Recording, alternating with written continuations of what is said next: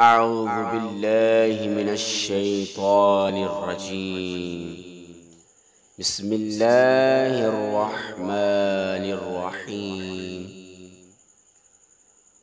اللهم ربنا آتنا في الدنيا حسنة وفي الآخرة حسنة وقنا عذاب النار.